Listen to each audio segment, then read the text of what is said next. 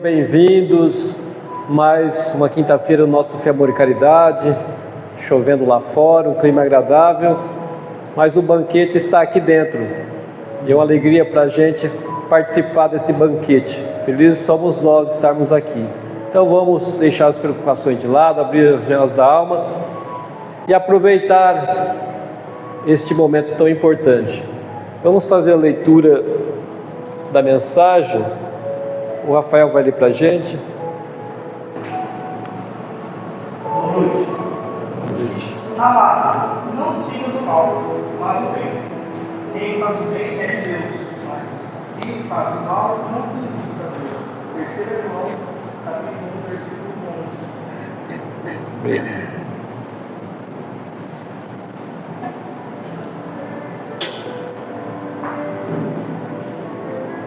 Graças te damos, Senhor, Mestre Jesus, Deus Pai, benfeitores espirituais, por mais esta oportunidade.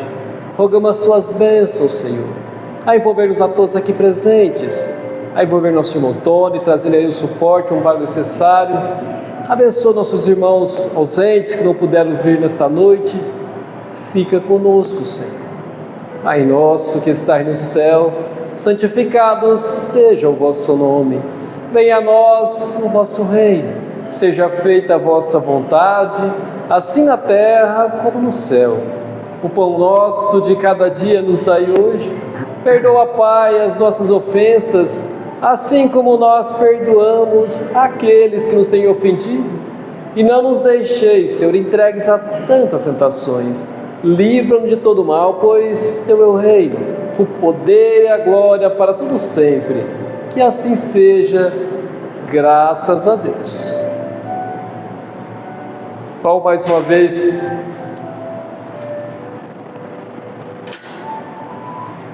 nós temos o Tony Tomé, não sei se alguém conhece, vem nos trazer a mensagem da noite.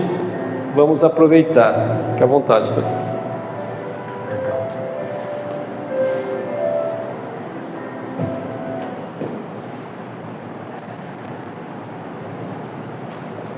Boa noite, minhas irmãs, meus irmãos, que Jesus nos abençoe.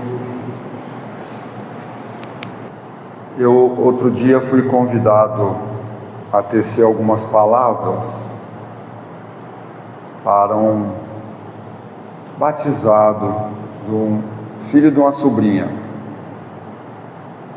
E eu escrevi algumas coisas, que ela não batizou na igreja, ela é espírita, mas ela queria uma oração para ele. E eu montei alguma coisinha e nós falamos lá. E hoje era para estar aqui o Edilson. E ele, infelizmente, está doente. Aí o Antônio falou: você faz? Aí eu corri escrever para a gente aqui um estudo. Eu busquei algo mais, não sei muito mexer com isso aqui não, que é sobre o batismo. O que é o batismo? Então a gente vai no Google, é o ritual de purificação e consagração que é praticado em várias religiões, principalmente no cristianismo. A palavra batismo também está relacionada com o ato de dar um nome a alguém. Batizou com que nome, né? Não é assim que a gente fala. Na Igreja Católica, o batismo é praticado, na maior parte dos casos, em recém-nascidos. Algo que começou no século segundo século, após o Cristo. É considerado o primeiro sacramento. Sacramento é sinal de graça recebida, onde a criança, a cabeça da criança é molhada por 3 vezes. É um ritual também de entrada em outras religiões, no protestantismo, por exemplo. Então a gente adentra uma casa religiosa, que não seja espírita, e aí tem o batismo para a pessoa se tornar daquela religião. Nós não temos isso. E nós trouxemos um estudo para a gente nesta noite, para entender o porquê disso. Como é que acontece? Quando começou?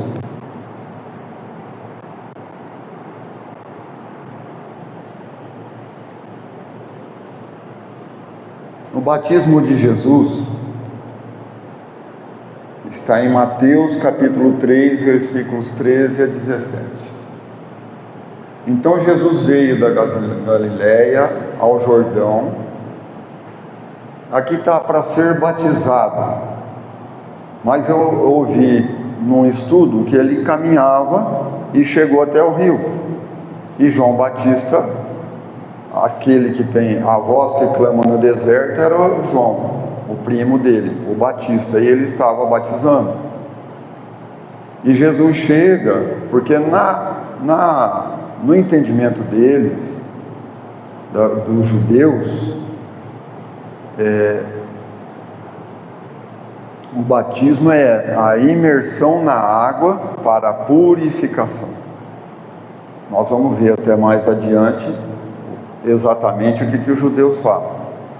E Jesus vinha caminhando, e João estava lá, e para dar o sinal de que ele era o Messias, ele pede para que João o batize. E João então fala: mas quem sou eu para te batizar? Eu não tenho condições de amarrar o cordão do teu chinelo, da tua sandália. Não, me batiza porque para que se cumpra a lei. Então João o batizou, e após o batismo, como é que Jesus saiu? Vou fazer uma piada aqui, né? Molhado. Entrou dentro da água, né? Molhou, né? É o que ele fala aqui, ó. João tentou impedi-lo, dizendo: eu preciso ser batizado por ti, e você que vem a mim? E Jesus falou: deixa assim por enquanto, convém que assim façamos para cumprir toda a justiça. João concordou e o batizou. E assim que Jesus se levantou, naquele momento o céu se abriu, e ele viu o Espírito Santo de Deus descendo suave como uma pomba. Não é que desceu uma pomba. O imaginário dos homens traz coisas, né? Suave como uma pomba, e pousou sobre Jesus. E uma voz então falou: esse é o meu filho amado, em quem me agrado.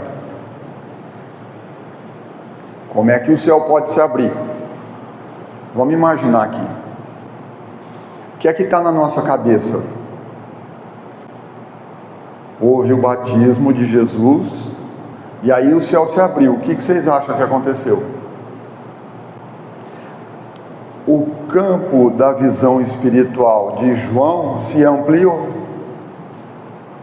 Ele viu o mundo espiritual. João viu o mundo espiritual. E aquelas vibrações tão suaves que ele fala, como uma pomba. E aí ele ouviu a voz: esse é o meu filho bem amado. Por que João quis impedir Jesus de ser batizado por ele? Porque eles eram primos. João era 6 meses mais velho que Jesus. Cresceram juntos, ele sabia da bondade de Jesus. E no ritual deles, se batiza quem precisa se limpar de impurezas. Por isso nas águas. Mas você que é puro, eu é que preciso ser batizado, não você. Não, João, vamos fazer assim para que se cumpra a lei. Foi nesse momento que João ficou sabendo que o Messias que ele tanto esperava era o primo dele, era Jesus.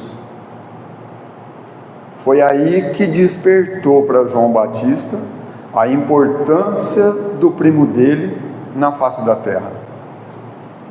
Foi aí que ele compreendeu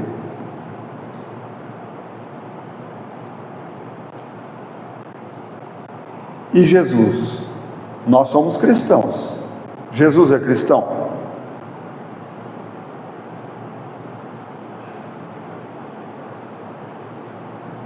Quem acha que Jesus é cristão?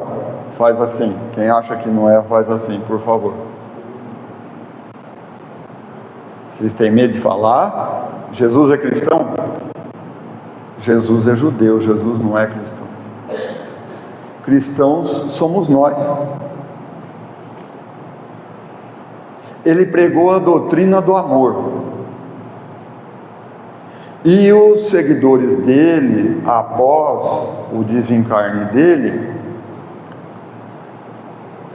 eles começaram a se chamar homens do caminho. Aí chega Lucas e fala assim, homens do caminho, mas tem caminho para tanto lugar. Tem caminho para coisa errada, tem caminho para coisa boa. Não justifica homens do caminho. Vocês não seguem o Cristo? Por que vocês não se chamam cristãos? Foi Lucas que deu o nome. Então Jesus, tudo que ele falou, tudo que ele pregou, estava dentro da lei da Torá, do judaísmo. Estava tudo lá. Jesus é judeu e ensinou a lei de amor aos homens. Nós que seguimos Jesus somos cristãos. Lucas sugeriu esse nome e olha que Lucas não conheceu Jesus. Lucas não conheceu Jesus.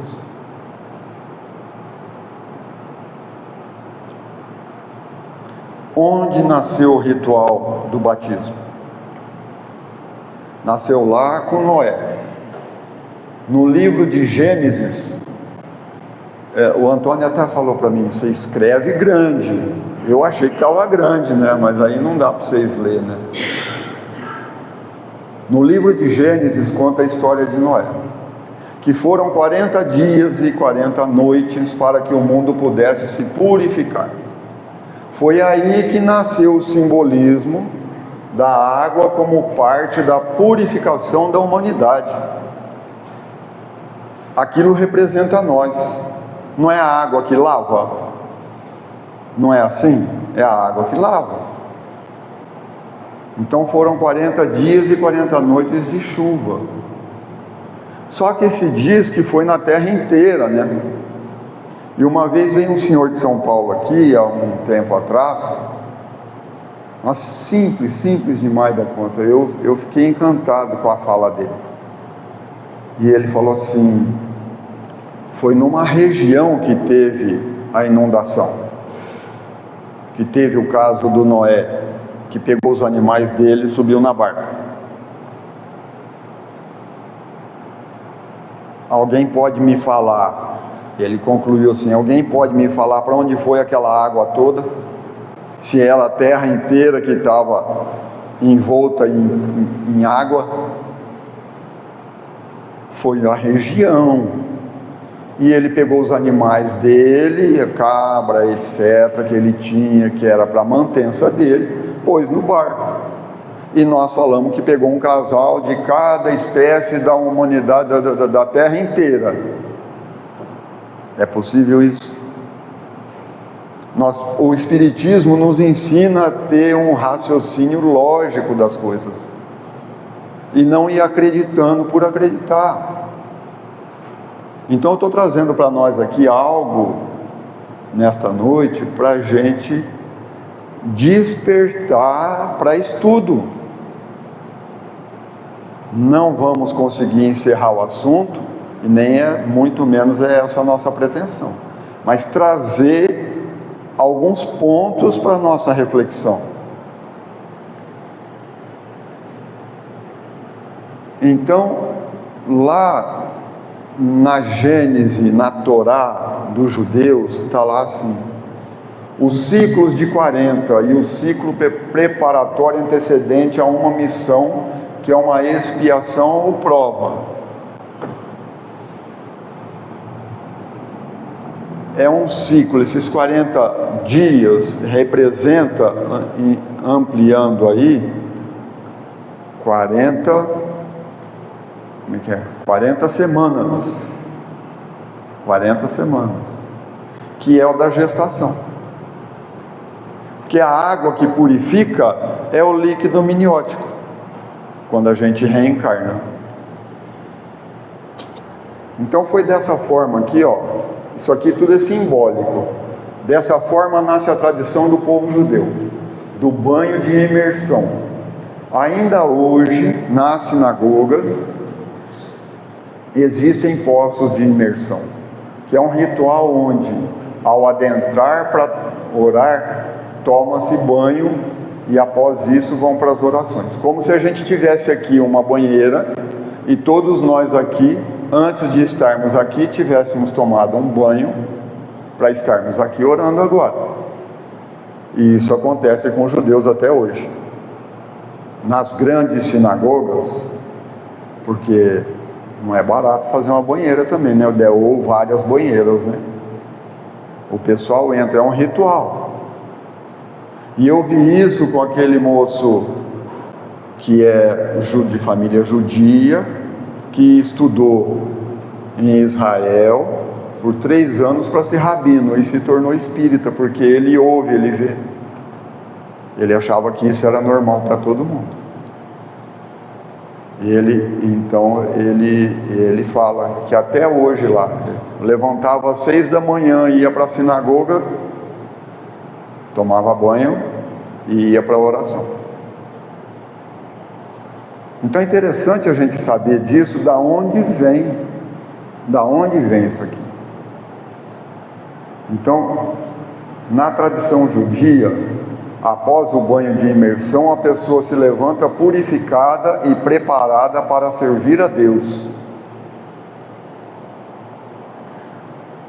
Mas nesse simbolismo de entrar na imersão, tomar um banho, lavou o corpo, né? Para purificar a alma é algo mais profundo. É algo mais profundo, não é chegar, por exemplo, nas igrejas aí, mais perto da gente, e pôr uma água na cabeça e adentrou a igreja. Pode ser também do pecado original. O que é o pecado original? É o sexo, para que a criança nasça, ou é Adão e Eva? Qual é o pecado original?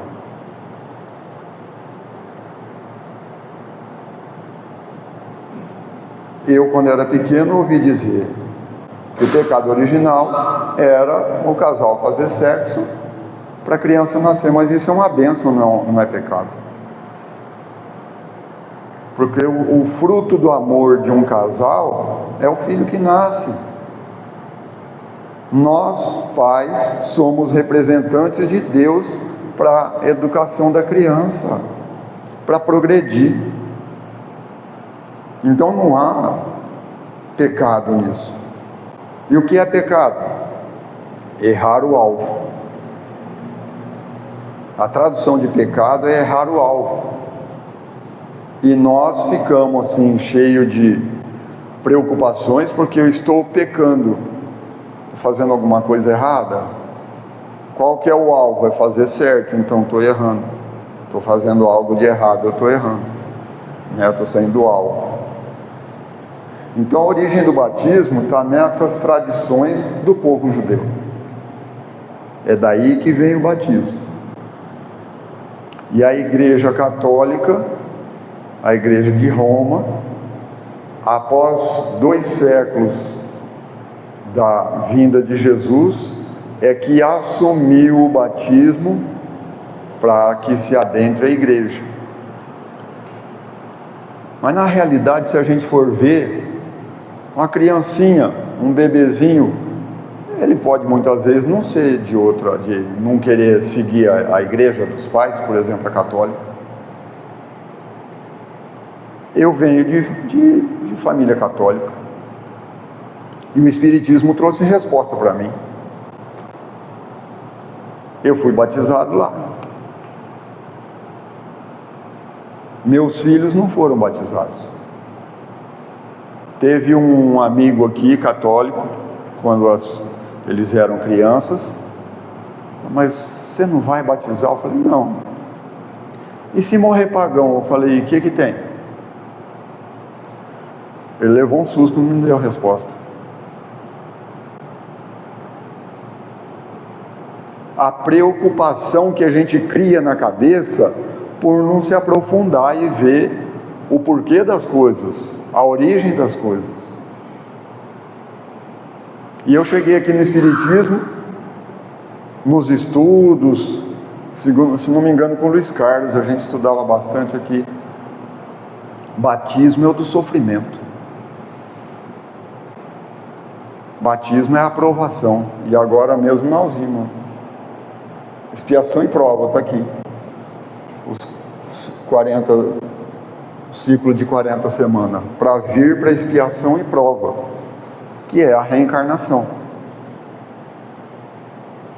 Como se dá o batismo no Espiritismo? Após essas 40 semanas de imersão durante a gestação, nascemos para as nossas provas e expiações, a nossa caminhada para o desenvolvimento espiritual. Estudamos aqui no Espiritismo que somos criados simples e ignorantes, necessitando, portanto, deste banho de imersão para a nossa depuração e evolução espiritual. Na conversa de Jesus com Nicodemos, que Nicodemos quis saber como é que era, que acontecia as coisas, e foi até Jesus.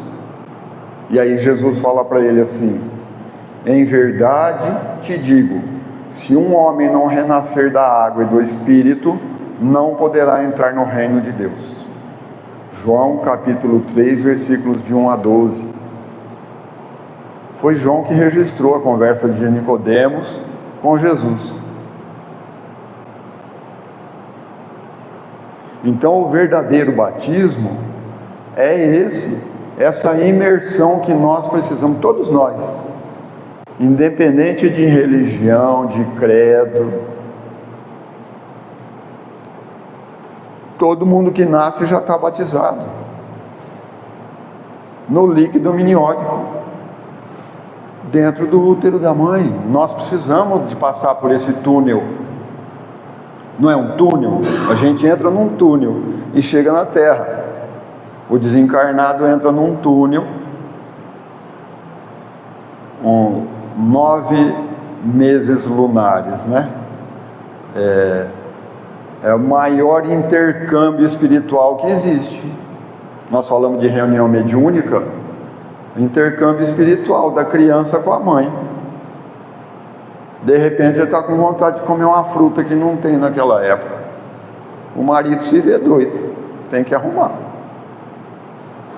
Tem que arrumar. É a criança que está com vontade de comer.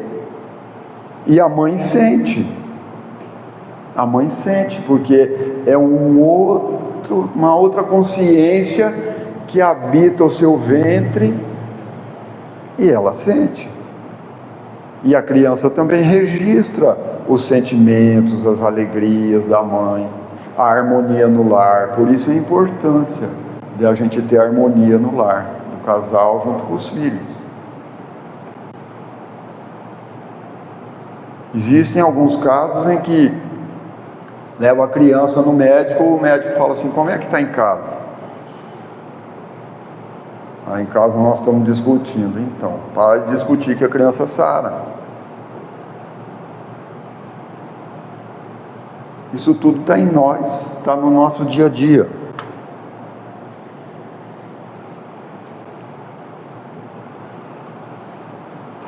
Neste banho de imersão estamos todos nós, sem exceção. Nós ficamos 40 semanas mergulhados num líquido amniótico, na água da vida, que é a gestação, é isso que a gente está falando. E como que nós estamos? Será que nossas provações já não são nosso batismo? Será que não é? O que a gente fala de Jerônimo Mendonça? 30 anos em cima de uma cama sem poder se mexer. Nem o olho ele podia mexer. Porque doía tanto o olho, ele era paralítico, tetraplégico. E tinha vários problemas de saúde. Ele não podia mexer o olho, porque ele não tinha olho. Além de tudo que ele teve, ele tinha dores, já estava cego, tinha dores no globo ocular. Um médico extirpou o olho dele. E ele aceitou. Ele aceitou e ele trabalhava. Ele fundou 2 casas espíritas em cima de uma cama. Andava pelo Brasil inteiro. Quando eu comecei a vir aqui, foi em 86, mas eu frequentava, cheguei aqui com medo, entrar na sala de passe. Como é que é isso, né? Aí depois que foi despertando, que eu fui entendendo a mensagem espírita.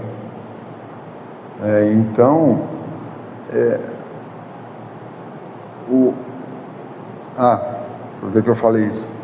Naquela época, ele veio em Fernandópolis fazer palestra, mas eu nem sabia, eu não fui, eu fiquei sabendo que o Jerônimo Mendonça estava aí. Foi a Rose Girodo que me falou que o Jerônimo Mendonça estava em Fernandópolis, mas eu não conhecia, né? Então perdi a oportunidade de conhecê-lo. Ele, certa feita, a gente sempre fala, mas é bom falar novamente para gravar. Ele estava com problema nos rins e estava sangrava muito, e o médico falou: olha, dava tudo quanto é remédio, você vai morrer esgotado, não tem o que fazer. Eu vou morrer, vai, mas eu não quero morrer sem ver o Chico Xavier. Não dá tempo. De Tuiutaba até Uberaba, você morre no meio do caminho. Aí tinha um amigo que tinha avião. Vamos que eu te levo. Chegaram em Uberaba, o Chico estava atendendo alguma pessoa, falou para os companheiros: transmite um passe nele. Foram transmitindo o passe. A hora que o Chico acabou de atender, o Chico foi lá e transmitiu o passe, a hemorragia estancou. Você sabe por que você está morrendo? Do que você está morrendo, Jerônimo? Não sei. Você está morrendo do tadinho. Como assim? Você faz a palestra e todo mundo fica com pena de você nessa cama. Uma vez falaram para as pessoas: o que é a felicidade? O que é a felicidade? As pessoas falavam e viraram para ele: o que é a felicidade, Jerônimo? É poder me virar de lado. Ele não mexia nada. Sabe uma cama de hospital que as costas ficam levantadas e as pernas encolhidas? Era assim que ele ficava. Adaptaram a perua Kombi, enfiavam aquela cama dentro da perua Kombi e ele viajava o Brasil inteiro. Aí o Chico falou: quando você terminar de fazer uma palestra, um atendimento, não permita que as pessoas fiquem falando de você, que você é coitadinho. Distraia, conta piada, fala alguma coisa. E assim ele começou a fazer. Mas naquele dia, o Chico falou: agora eu vou para os trabalhos, você faz a preleção da tarde. Falei: mas eu? Vamos trabalhar. Aí ele fez. A hora que terminou, ele foi despedir do Chico. Tchau, Chico, muita paz. O Chico falou: tira o Z, Jerônimo. Muita paz, meu filho, muito trabalho. Muito trabalho. Será que uma alma dessa não purificou? Com uma provação dessa? Uma vez em Cambé, lá no Paraná, ele terminou a palestra, uma senhora falou, ela tinha câncer. Eu não quero morrer. Ele foi conversando com ela, não, eu não quero morrer. Ele falou, bom, se eu estou entendendo a senhora quer ficar nesse corpo eternamente. Ela falou, Ele falou, então eu estaria condenado a ficar do jeito que eu estou para sempre. Ela levou um choque, porque ela estava olhando só para o sofrimento dela, e não como entendendo que a doença é a purificação da alma e a morte é a libertação do espírito. É isso que a gente vem aprender aqui, que nós somos alma, que nós somos alma. Nós não temos alma, nós somos alma.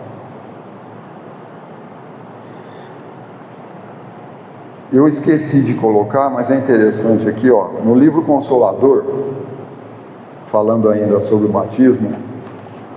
Consolador é o seguinte, para quem não conhece, os amigos, o pessoal que visitava o Chico Xavier fazia um monte de questionamentos, e aí nasceu esse livro.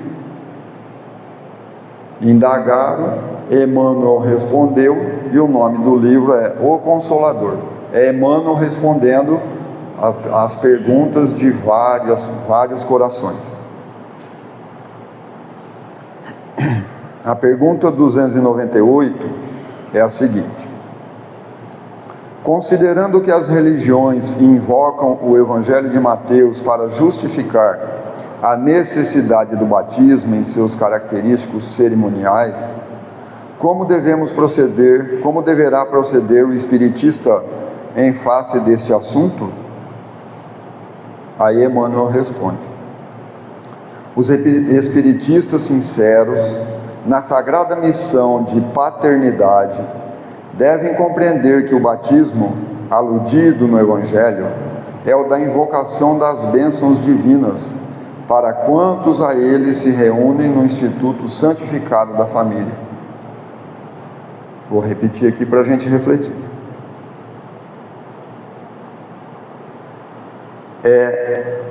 O batismo é o da invocação das bênçãos divinas para quantos a ele se reúne no Instituto Santificado da Família. Porque após João imergir Jesus na água do Jordão, Jesus se recolheu em oração com o Pai. E aí o céu se abriu, como fala a narrativa. E aí então é o nosso intercâmbio para com Deus.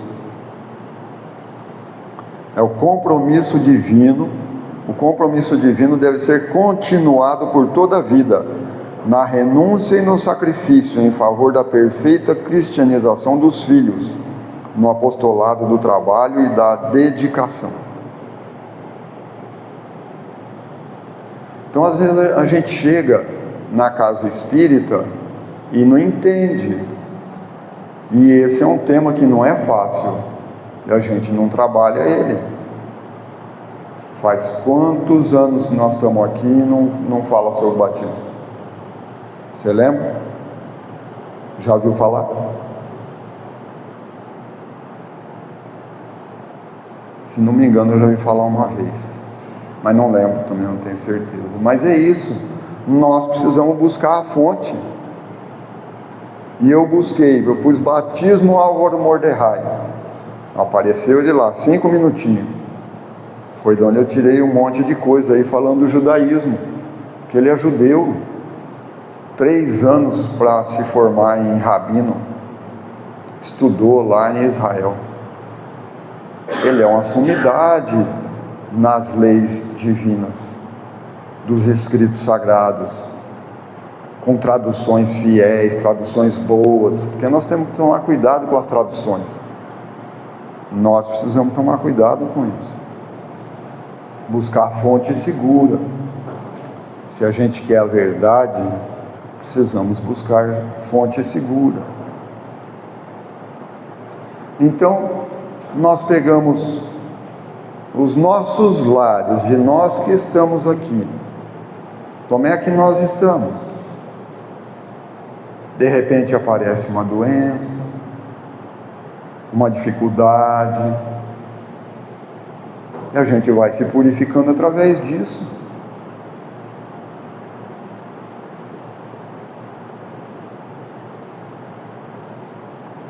Nós temos tanto para falar. Nossa vida dá um livro de cada um de nós aqui. Contar sobre o nosso íntimo, o que nós buscamos, o que nós aprendemos. O contato nosso com o Cristo nos faz diferente. Quem conhece o Cristo, nova criatura é, não é assim? Chico Xavier era cego num olho, o outro tinha problema, não tinha visão direita, tinha problema nos rins, teve infarto e fez uma obra magnífica, que seríamos nós sem Chico Xavier? Que seria do Espiritismo sem Chico Xavier? Sem Bezerra de Menezes e tantos outros que tem. Bezerra de Menezes sepultou a filha de tarde, de noite teve reunião, ele foi na reunião. Foi na casa espírita. Se não me engano, nesse dia era a reunião mediúnica e a filha dele comunicou.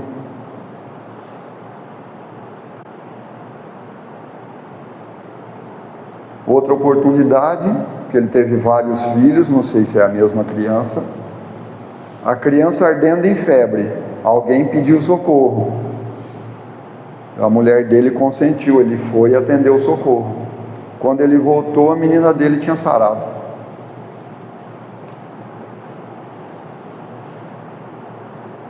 Em conversa com o nosso amigo de Mirassol, o Adelino da Silveira, ele escreveu 3 livros sobre o Chico. E a mãe dele teve derrame. Ela tinha o lado esquerdo todo paralisado. E ele não saía de perto dela. No começo, o Chico falava para ele, vai fazer palestra. Ele não ia. Você fala tão bem. Ele não ia. Isso ele me contou pessoalmente. Aí, o Chico certa vez estava em São Paulo e tinha alguém de Mirassol lá. Falou, e o Adelino? Está saindo para fazer palestra? Não, não está. Fala para o Adelino. Isso o Chico mandou recado. Fala para o Adelino que antes de ser mãe dele, ela já era filha de Deus. Porque às vezes a gente quer ser mais do que Deus, né? Eu vou ficar tomando conta, eu vou fazer isso, eu vou fazer aquilo. Deus é que sabe, né? E aí então o Chico falou assim, fala para ele que antes de ser mãe dele, ela já era filha de Deus. E que quando ele sair para ir fazer palestra em nome do Cristo, entidades superiores vão estar cuidando dela melhor do que ele cuida. Melhor do que ele cuida. E assim é a nossa vida. Aí ele voltou a fazer palestra. Ele veio aqui acho que umas 2, 3 vezes na minha época. Hoje ele não sai mais, já está bem fraquinho. Mas vai na casa espírita. Vai lá, faz o trabalho, faz os estudos, estudo de segunda e palestra de sexta. E a continuidade da vida, e falando de mim um pouquinho, Quando fez 1 ano do desencarne do neto, estávamos aqui, era dia 16, o acidente foi dia 17 de maio, então de 23, dia 16 de maio de 24, foi quinta-feira, estávamos aqui já fechando a porta, aí eu estava aqui, uma irmã nossa estava aqui, vamos embora, eu falei, eu vou fazer uma prece. Por quê? Porque faz 1 ano e eu vou fazer uma prece. Você vai fazer sozinho? Eu falei, não, se vocês quiserem, pode me acompanhar, se não quiser, estamos à vontade, fiquem à vontade, eu faço. Aí ficamos em 6, né? Acho que foi. Aí sentamos ali na mesa, eu sentei assim na ponta, naquela ponta ali, ela sentou assim, o marido dela, o Antônio, tia Odete, depois veio a Poliana, e aí eu comecei a prece, comecei a chorar. Ela segurou a minha mão e ela fez a prece. Agradeceu. O que eu ia falar, ela falou. Agradecer a Deus pelo neto em nossa vida e pediu amparo e etc, etc. A hora que ela terminou, ele veio falar comigo. Que ela é médium. Ele veio falar comigo. Conversamos várias coisas. Pai, Deus me castigou, porque o que Ele mais ama é criança. Na hora dele pegar os filhos dele no colo, ele foi embora. Era o tempo dele. Falei, não, Deus não te castigou. Mas eu não posso. Falei, você pode. Eu não sei que jeito, mas você pode. Quem está com você, você não conhece. De vez em quando a Aline vem me ver.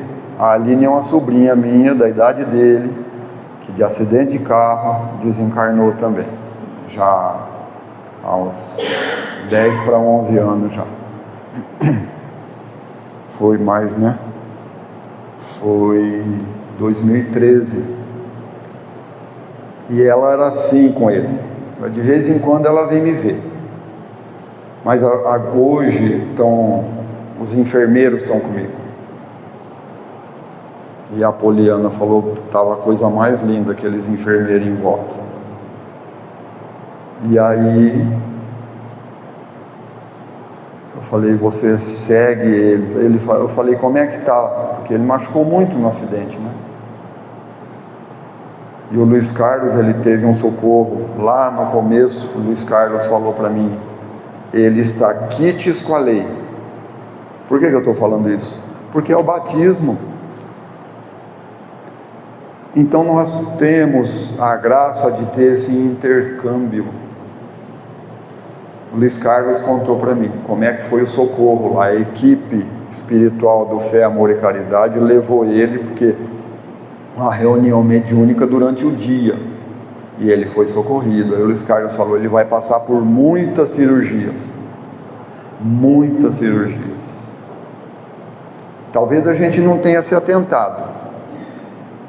Quando Jesus aparece para os apóstolos e Tomé duvida que era ele mostrou a ferida. Ele falou para Tomé tocar. Por quê? Porque está registrado no perispírito. Então o Luiz Carlos falou para mim, ele vai passar por muitas cirurgias, vai demorar. Então falei para ele, como é que você está? Dos ferimentos? Eu estou bom. já estou normal, já recuperei, está tudo bem. E onde você está? Eu estou no hospital. Eu estou no hospital e eu só posso sair até o jardim.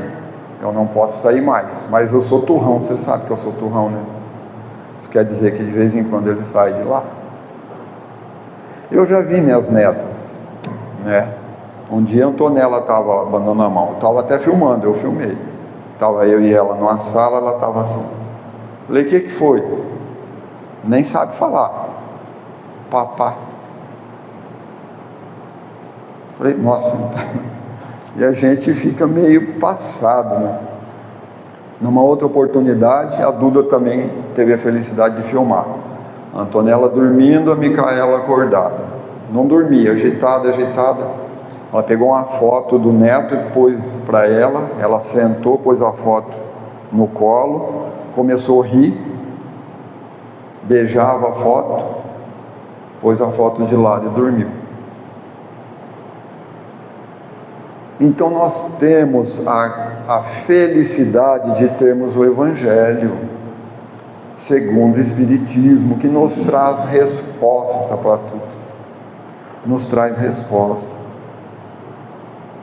Aí eu falei, para concluir, eu falei para o neto, você ouça os mentores, aprenda com eles,